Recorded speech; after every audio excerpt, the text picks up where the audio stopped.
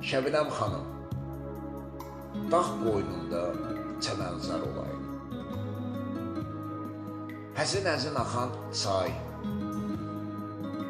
quşların cingiltisi və sizin o gözəl duyğusal musiqiləriniz sanki istirahət edərək xəyal qurub mənə qətiyyətli olmağıma dəstək olayım.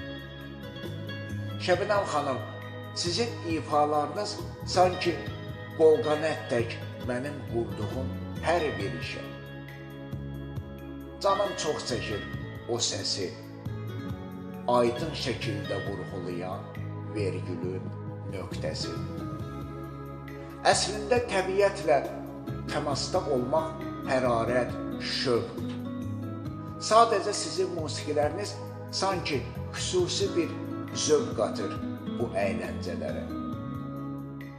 Şəbnəm xanım, gödəyi yeriniz hər yerdə görünür. Çünki səs telləriniz